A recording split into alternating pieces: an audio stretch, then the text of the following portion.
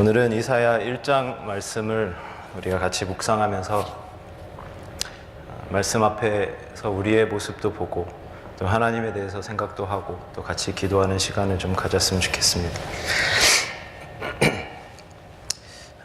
이 이사야 1장은 1절에 보면 유다와 예루살렘을 향하여 하나님이 보여주신 계시를 기록한 것이다 라고 하고 있습니다. 유다와 예루살렘, 결국 하나님의 백성들, 하나님의 자녀들을 향하신 하나님의 말씀이고 또 오늘날을 살아가는 저와 여러분들 그리고 교회를 향한 하나님의 말씀인 것입니다. 이사야가 사역하던 시기에 남유다는 북이스라엘 또 아수르, 애굽 등의 주변 국가들과의 그런 세력적인 갈등 속에 있었습니다. 그래서 이때 이들은 하나님을 의지하지 않고 하나님의 말씀을 쫓아가기보다는 그 여러 가지의 그 국가들과의 관계 속에서 자신의 인간들의 생각 또 정치적인 처세술을 택하기로 결정을 하여서 주변 관계와의 그런 우호적인 관계를 택하게 됩니다. 그래서 당장의 편한 것, 국가적인 평안, 인간적인 평안을 택합니다. 그러다 보니까 자연스럽게 주변 국가들의 그 모습, 이 세상의 모습을 보고 그것을 따라서 그것을 자신들의 우상으로 섬기게 되고 점점 유다는 사회적으로 부패해져 갔습니다. 그래서 하나님은 이사야라는 이 선지자를 들어서 남유다를 책망하고 또 권면하시지만 유다는 전혀 듣지 않는 그런 상태입니다. 그래서 2절을 보면 하늘이여 들으라 땅이여 귀를 기울이라. 지금 하나님은 자연을 증인으로 삼으면서 말씀을 하고 계시는 것입니다. 자연 만물에게 다 얘기하면서 얘들을 좀 한번 봐라. 여호와께서 말씀하시기를 내가 자식을 양육하였거늘 그들이 나를 거역하였도다. 내가 창조하고 내가 사랑하고 내가 여러 상황들 속에서 불기둥과 구름기둥으로 그들을 광야 가운데서 40년 동안 인도하고 그 속에서 신발이나 옷도 한 번도 헤어지지 않고 만나와 메추라기로 때로는 엄청난 기적들을 통하여서 모든 것들을 공급해주며 그들을 양육하여 왔는데 그들이 지금 나를 거역하였다. 우리가 아들, 딸을 키웠는데 내가 말할 때 들은 척도 안 하고 완전히 모르는 척하면 얼마나 억장이 무너지는 일이겠습니까? 그런데 지금 유다와 이스라엘이 그렇다라는 것입니다. 근데 오늘 이스라엘이 하나님을 거역한 그 모습이 무엇입니까? 한마디로 표현하면 주인을 알아보지 못한다라는 것입니다. 자신들의 주인이 하나님이시라는 것을 인정하지 않는 겁니다. 하나님을 하나님으로 인정해드리지 않는 것입니다.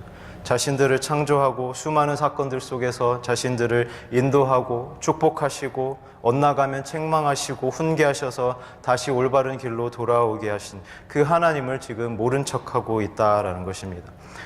하찮은 가축인 소도 하물며 그 주인을 알아보고 나귀도 주인의 구유를 알거늘 이 지능이 별로 높지 않아도 매일매일 보게 되다 보면 아, 이 사람이 내 주인이구나 그거를 깨닫고 그 주인을 따라가면서 그 순리를 따라서 살아가는데 이 이스라엘은 어떻게 된 게 전지전능한 하나님의 백성으로 선택받고 또 선택받은 것에 그치는 것이 아니라 그 선택받은 그 축복을 살아내고 이루어갈 수 있는 모든 것을 공급까지 하여 주셨는데 그것을 다 받은 이스라엘인데 내 백성은 그들의 주인이 누구인지를 모른다라는 것입니다.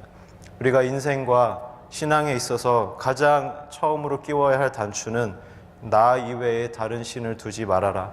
하나님이 되시는 그 첫 번째를 끼워야 하는데 그것을 지금 이스라엘은 잘못 끼운 것입니다. 그러니까 지금 망하게 생겨서 이사야를 통해서 하나님이 애타는 마음으로 유다를 책망하고 계신 것입니다. 우리의 인생이나 우리의 신앙생활도 마찬가지입니다. 우리의 인생에 있어서 주인이 누구인지를 모른다면 그 인생은 답이 없는 것입니다.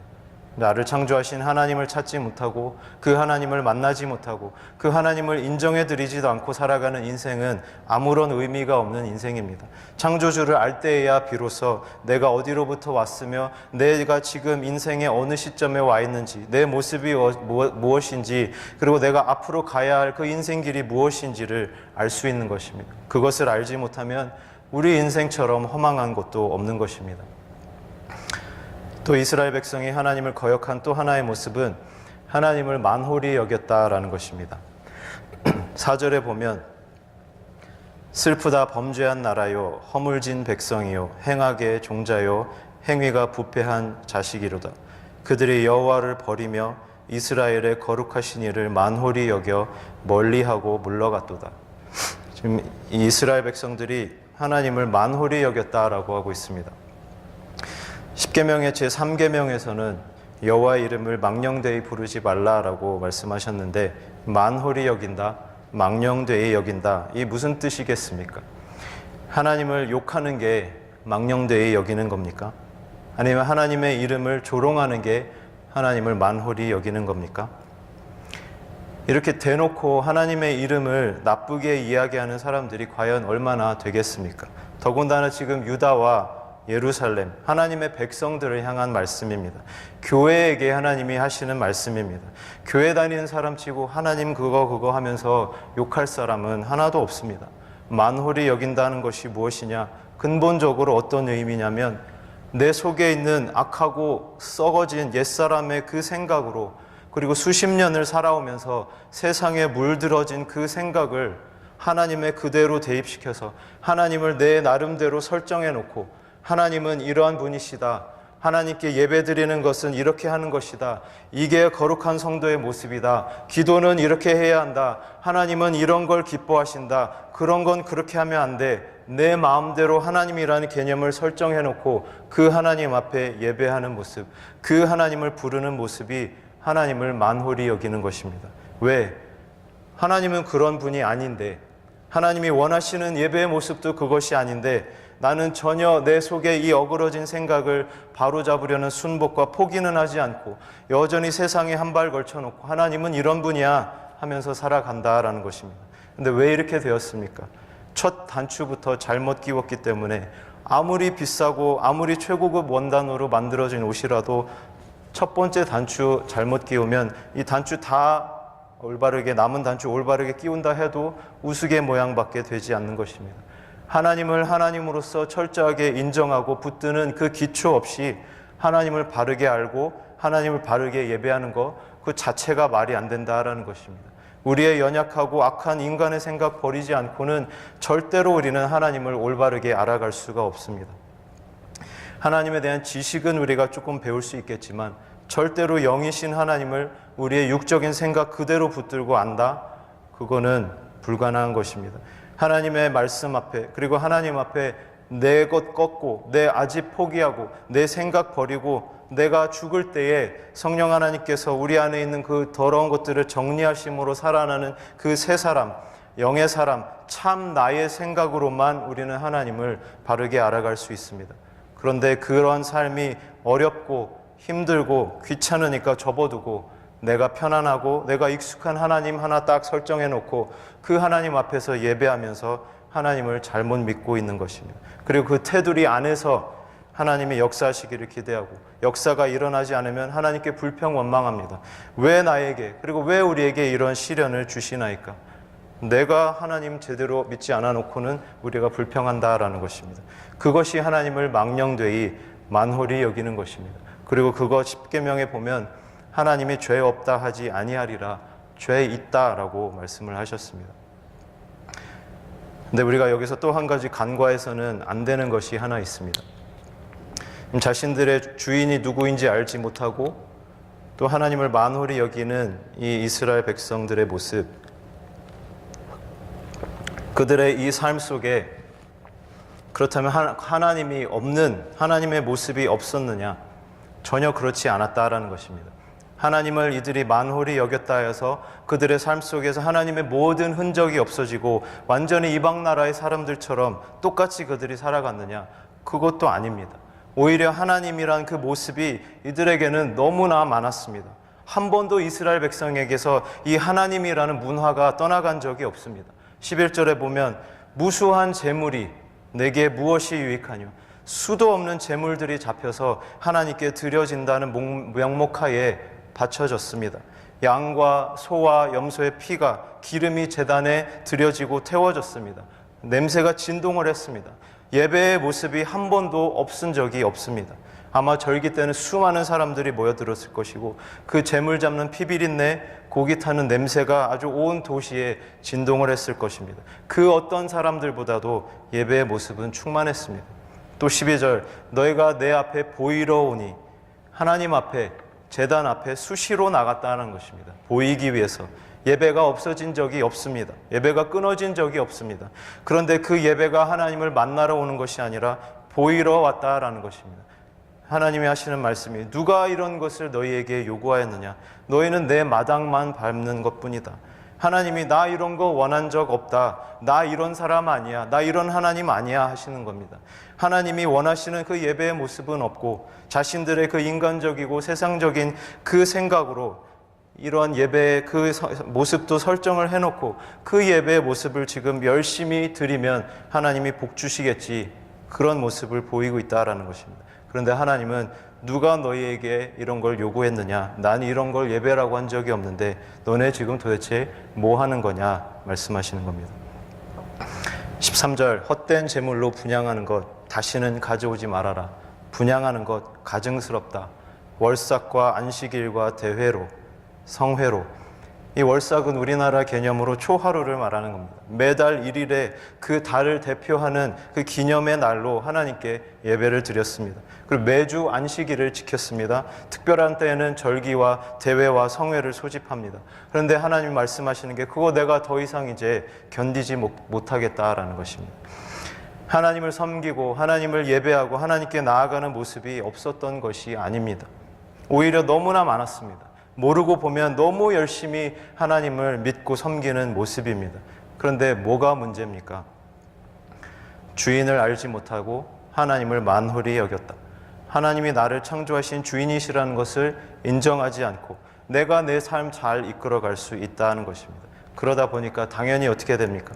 삶에서 일어나는 수많은 일들에 대해서 하나님을 찾지 않고 세상의 방법을 붙들고 하나하나 그 일들을 수습하고 처리하면서 살아갑니다.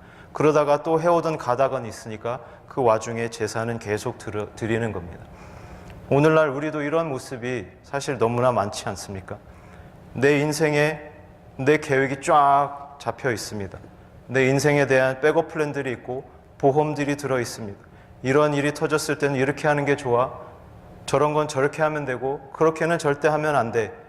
이런 것들이 다 우리에게 잡혀 있습니다. 교회 안에서도 마찬가지입니다. 이런 건 이렇게, 저런 건 저렇게, 그런 건 절대로 그렇게는 안 돼. 이런 것들이 너무나 분명하게 우리 가운데 잡혀 있습니다. 이런 것들이 필요 없다는 건 아닙니다. 이런 것도 필요하고 중요합니다. 그런데 때때로는 이 세상이 너무나 풍요롭고 잘 사는 세상이기에 하나님이 주인이시라는 것을 잊을 때가 너무나 많다라는 것입니다. 그냥 이렇게 해보니까 잘 되던데 뭐, 교회 안에서도 이렇게 하니까 잘 굴러가던데, 세상에 어떤 이런 사고들이 터졌을 때 이렇게 하니까 잘 되던데 뭐, 그러니까 그냥 계속 그렇게 살아가는 겁니다. 잘 넘어가더라, 그렇게 넘어가는 겁니다. 하나님 앞에 철저하게 그리고 간절하게 매달리는 것이 사라지는 시대에 우리가 살고는 있지는 않은지 우리가 돌아봐야 합니다. 그렇다고 교회를 떠나자니 뭔가 깨림칙은합니다. 그래서 내 삶의 모습과 내 수준과 내 상식선 안에서 적당하게 하나님을 편안하게 믿으려고 합니다. 이 정도만 하면 되지, 예배 안 빠지고 헌금 성실히 하고 주일 잘 지키고, 이스라엘에게 하시는 하나님의 말씀과 똑같은 모습입니다. 무수한 제물을 드리고 내 앞에 보이러 오고 월삭과 안식일과 대회로 모이는 것. 이렇게 한 번, 두 번 살아가다 보니까 이스라엘의 백성의 모습이 어떻게 되었습니까? 주인을 모른 채 그리고 세상과 하나님 사이에 양다리 걸치고 있던 그 모습, 5절에 보면 너희가 어찌하여 매를 더 맞으려고 패역을 거듭하느냐. 온 머리는 병들었고 온 마음은 피곤하였으며 발바닥에서부터 머리까지 성한 곳이 없이 상한 것과 터진 것과 새로 맞은 흔적뿐이거늘. 머리는 병들고 생각이 병들었다라는 것입니다. 마음도 피곤하고 마음도 병들었다라는 것입니다. 발바닥부터 머리까지, 육신까지도, 영혼육 전체가, 지정의 모든 부분들이 망가져 버린 것입니다. 하나님의 백성이 하나님을 떠나면 아무리 그 속에 하나님을 예배하는 모습이 있다 할지라도 모든 부분들이 망가질 수밖에 없는 것입니다. 우리는 하나님을 떠나면 상할 수 없는 그런 사람들입니다. 그래서 너희는 어떻게 하라는 겁니까? 16절에 보면 스스로 씻으며 스스로 깨끗하게 하여 내 목전에서 너희 악한 행실을 버리며 행악을 그치고 선행을 배우며 정의를 구하며 학대받는 자를 도와주며 고아를 위하여 신원하며 과부를 위하여 변호하라, 결단하라는 것입니다. 스스로 우리의 힘으로 우리의 노력으로 깨끗해질 수 있다라는 것이 아닙니다. 우리 쪽에서도 분명히 감당해야 하는 결단의 분량, 순종의 분량이 있다라는 말씀입니다. 너희가 결단해라. 너희가 그 악을 끊어내고 선행을 베풀고 정의를 구해보겠다는 그 결단을 한번 내려보라. 그러면서 18절에 갑자기 오라 우리가 서로 변론해보자 라고 하십니다. 이 변론이라는 것은 원래 논쟁을 통해서 자신의 입장과 자신의 생각이 맞다는 것을 판단하는 것을 말합니다. 증명하기 위한 것을 말합니다. 근데 하나님이 지금 우리와 논쟁하자, 말다툼하자라는 그런 의미가 아니라 이스라엘 백성으로 하여금 하나님의 이 말씀, 진리, 약속을 다시 한번 기억하고 깨닫게 하기 위해서 하나님의 그 순리, 하나님의 질서를 유다 백성에게 다시 한번 진술하시는 것입니다. 너희 이거 다시 한번 들어봐라. 이거 한번 다시 한번 기억해봐라. 그러면서 말씀하시는 겁니다. 너희 죄가 주홍 같을지라도 눈과 같이 희어질 것이요 진홍같이 붉을지라도 양털같이 희게 되리라. 너희가 즐겨 순종하면 땅의 아름다운 소산을 먹을 것이요 너희가 거절하여 배반하면 칼에 삼켜지리라. 여호와의 입의 말씀이니라. 나의 이 말을 너희 한번 기억해봐라 이겁니다. 다시 말하면 내가 너희에게 한 약속 너희 잊었느냐? 다시 한번 생각해보라 이겁니다. 그 약속이 무엇입니까? 간단합니다. 순종하면 내가 너희의 하나님이 되어서 땅의 아름다운 소산까지 너희가 먹을 수 있지만 배반하면 반드시 칼에 삼켜지리라. 하나님이 저와 여러분 우리에게 요구하시는 것은 딱 한 가지입니다. 너희 내 말에 순종해라. 그러면 나는 너희의 하나님이 되어주겠다. 그런데 너희 그 약속을 잊었느냐? 너희 그것 한 가지, 그 순종하는 그 한 가지 못 지켜주느냐? 21절에 어찌하여 신실하던 성읍이 창기가 되었는고 정의가 거기에 충만하였고 공의가 그 가운데 거하였더니 이제는 살인자들 뿐이로다. 네 은은 찌꺼기가 되었고 네 포도주에는 풀이 섞였도다. 네 고관들은 패역하여 도둑과 짝하며 다 뇌물을 사랑하며 예물을 구하며 고아를 위하여 신원하지 아니하며 과부의 송사를 수리하지 아니하는도다. 내가 너희에게 요구하는 것은 딱 한 가지였는데 너희 어쩌다가 이 지경까지 이르렀느냐라는 것입니다. 그런데 그 뒤에 갑자기 놀라운 말씀이 나옵니다. 쟤는 맨날 나와가지고 심각한 얘기만 한다고 생각하실지 모르겠습니다. 근데 제가 오늘 여러분과 나누고 싶은 포인트는 사실 이것입니다. 이 단어 하나 때문에 이 말씀을 준비했습니다. 유다와 예루살렘이 지금 만신창이가 되었습니다. 중요한 거는 겉으로는 안 그래 보일 수 있겠지만 그 실상은 지금 엉망이 되었습니다. 머리, 마음, 육신 뭐 하나 성한 것 없이 다 망가졌습니다. 근데 또 그 와중에 겉모습은 하나님을 예배하는 모습이 넘쳐났습니다. 누가 보면 이보다 더 하나님 앞에 신실할 수 없습니다. 그런데 그 속에 알맹이는 창기의 살인자라고 하나님이 말씀하십니다. 완전히 망쳐버렸고 제대로 하나님을 지금 배신한 겁니다. 그런데 하나님은 갑자기 그러므로 라고 말씀하기 시작하십니다. 그러므로.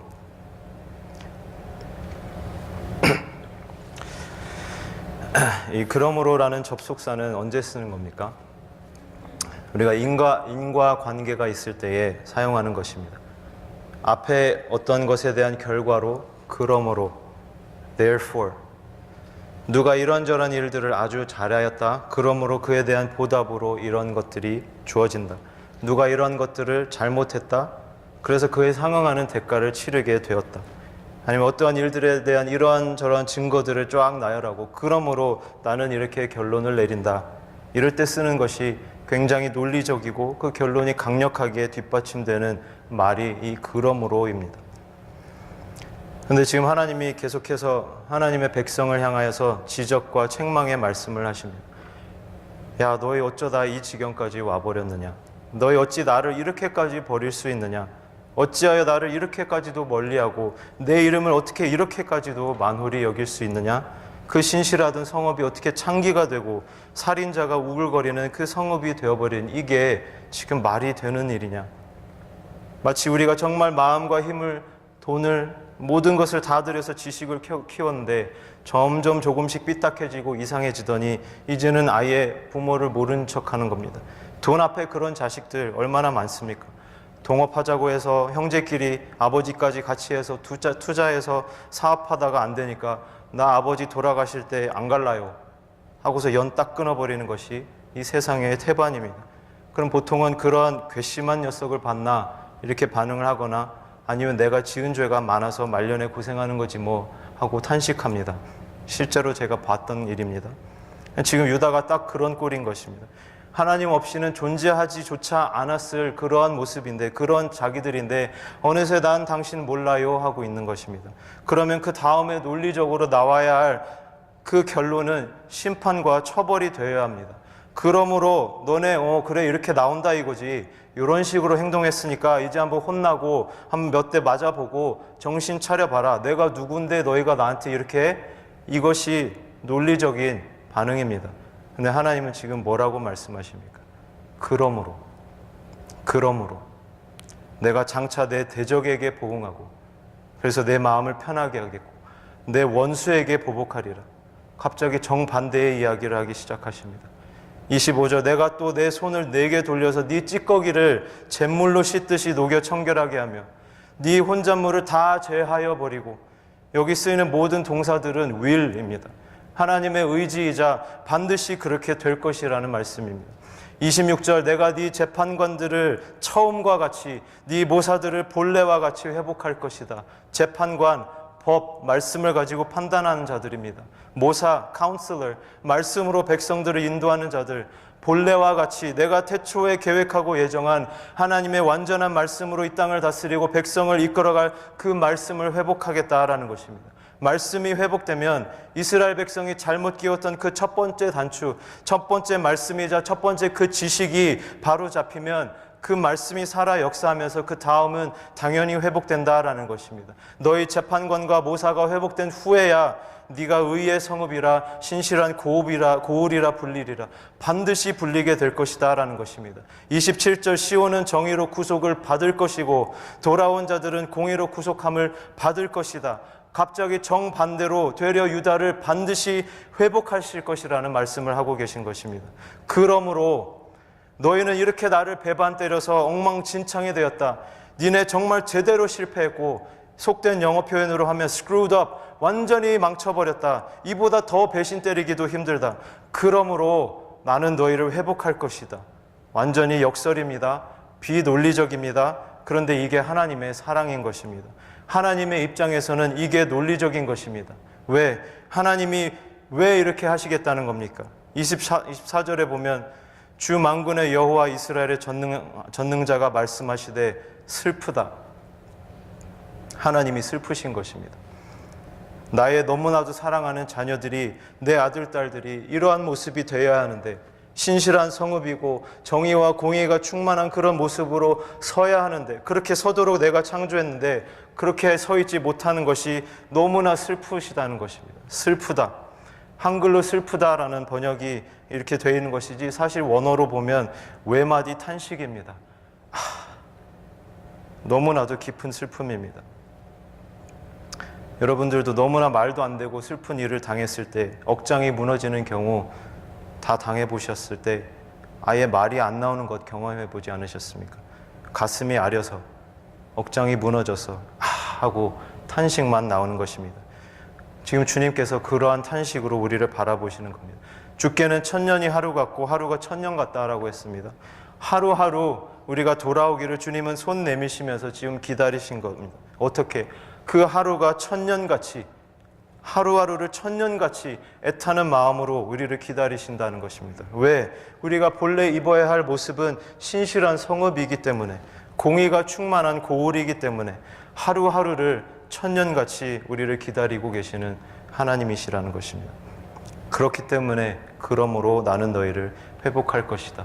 내가 너무 사랑하니까. 너희는 어떻게만 하면 된다? 결단하라라는 것입니다. 내 이 손길에 반응만 해라. 응답만 해라.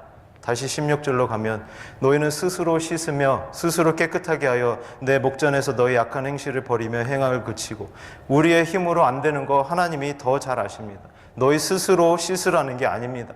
자기들이 더러워진 것도 모르는데 어떻게 씻겠습니까? 자기들이 하나님을 버리고 만홀히 여겼다는 것도 그 자체도 모르는데 어떻게 그들이 씻습니까? 하나님이 하시는 말씀은 그러니까 너희 이 말을 좀 듣고 너희는 결단만 해라. 그러면 내가 씻어준다. 내가 반드시 회복시켜준다. 너희에게 묻어있는 세상의 찌꺼기들, 온갖 더러운 죄악과 우상 숭배의 그 혼잣물들, 세상의 것들이 너희 속에 들어와서 다 섞여버린 그거 내가 다 씻어서 성결하게 해주겠다. 그리고 선행을 배워라. 결단만 하고 따라오면 진짜 선행이 무엇인지 알게 해주겠다. 왜? 너희 재판관과 모사, 말씀이 회복될 것이기 때문에 하나님의 말씀에 합한 선행이 무엇인지 알게 해주겠다. 너희의 생각으로 가난한 사람 도와주고 그런 말고 하나님의 말씀에 합한 진짜 선행을 알게 해주겠다. 그 정의를 구하며, 이 땅의 정의는 정의가 사실 아닙니다. 인간이 만들어 놓은 그 부족하고 불완전한 법에 일치하느냐 안 하느냐 그걸 가리는 것이 이 땅의 정의입니다. 진짜 정의, 하나님의 말씀에, 하나님의 법에, 하나님의 질서에 진짜 맞는 합하는 진짜 정의를 허락하겠다. 그 선행으로, 그 정의로 네 삶 속에서 하나님의 뜻을 행하여라. 그 행함으로 너희가 고아와 과부와 너에게 붙여지는 그 영혼들을 살리는, 그냥 구제에 몇 분 정도 하는 그 정도가 아니라 진짜 내가 만나는 심령들 그 깊숙한 곳에 뭐가 필요한지 훤하게 보고 그 생명을 흘려 보내줄 수 있는 그 선행, 내가 너희로 하여금 하게 해주겠다. 어떻게만 하면, 결단하고 따라만 오면. 왜냐? 하나님은 우리가 철저하게 악하고 죄인이고 실패했지만 그러므로 우리를 회복하시는 하나님이시기 때문입니다. 우리가 그런 모습으로 살아가지 않고 있는 것을 너무나도 가슴 아리고 슬퍼하시는, 우리를 사랑하시는 아버지이시기 때문입니다. 여러분들, 우리가 하나님의 마음을 얼마나 헤아릴 수 있겠냐만, 이 본문을 통해서 우리는 아주 조금이라도, 영어로 glimpse라고 하는데 스쳐 지나가듯이 아주 조금은 알 수 있지 않을까 생각해 봅니다. 여러분들이 상상할 수 있는 가장 엉망의 모습을 한번 생각해 보십시오. 하나님은 그러므로 그 모습 다 회복시켜 주실 수 있습니다. 어떻게 하면? 우리의 삶의 주인 되시는 그 하나님 앞에 우리의 삶을 다시 드리겠다는 결단만 하면, 그것이 말씀의 능력입니다. 그것이 말씀 앞에 죽을 때 임하는 생명의 능력입니다. 오늘 이 밤에 하나님께 다시 한번 돌아가는 저와 여러분이 되면 좋겠습니다. 하나님은 그러므로 우리를 회복하실 준비가 되어 계신 분이십니다. 문제는 내가 그것을 받아들이고 결단을 하느냐에 있는 것입니다. 우리를 태초부터 예정하시고 창조하시고 구원하시고 지금까지 인도하시고 또 앞으로도 인도하실 그 하나님, 그분께 여전히 세상과 내 스스로를 향하고 있는 우리의 눈과 우리의 마음을 다시 돌려드리고 말씀의 능력으로 채워지는 이 밤이 되기를 주님의 이름으로 도전하고 축복합니다. 시간 같이 기도하면 좋겠습니다.